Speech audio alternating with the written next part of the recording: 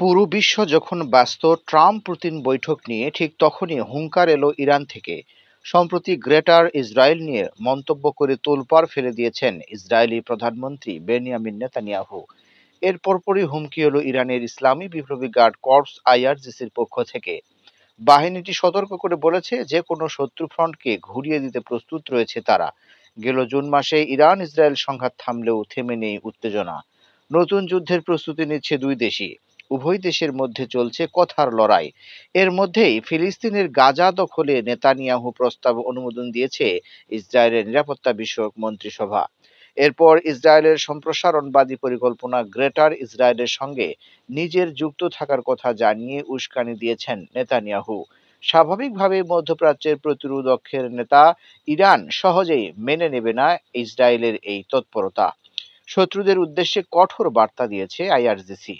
বাহিনীটি জানিয়েছে শত্রুদের মোকাবেলায় দৃঢ়ভাবে রুখে দাঁড়ানোর এবং তাদের পরাজিত করার প্রস্তুতি ইরানি জাতির রয়েছে।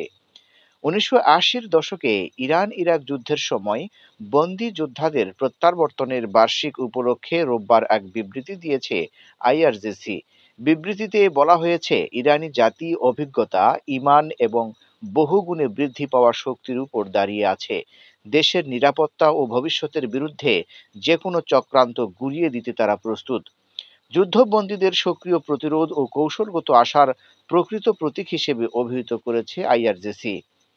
বাহিনীটি বলছে, ৮ বছরের ইরান ইরাক যুদ্ধে বিজয়ের বাস্তবতা গেল জুন মাসে আরোপিত যুদ্ধেও প্রতিফলিত হয়েছে। ইরানের সশস্ত্র বাহিনী ব্যাপক জনসমর্থনের মধ্য দিয়ে ইরাকি আগ্রাসনের পিছু হটতে বাধ্য করেছিল। গত জুনে ১২ দিনের যুদ্ধে আমেরিকার সহায়তা সত্ত্বেও ইসরায়েল যুদ্ধবিরতির অনুরোধ করেছে। এর মধ্য দিয়ে ইরানের বিজয়ের প্রমাণ পাওয়া যায়। ইরানের যুদ্ধবন্দীদের ধৈর্য ও সহনশীলতার প্রশংসা করেছে আইআরজিসি।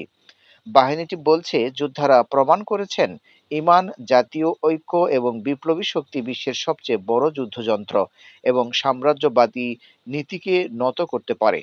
আইআরজিসি প্রতিশ্রুতি দিয়েছে, তারা ইসলামী প্রজাতন্ত্রের প্রতিষ্ঠাতা ইমাম খামেনি, ইসলামী বিপ্লবের নেতা আয়াতুল্লাহ আলী খামেনি এবং ইরানি জাতির আদর্শের প্রতি অটল থাকবে।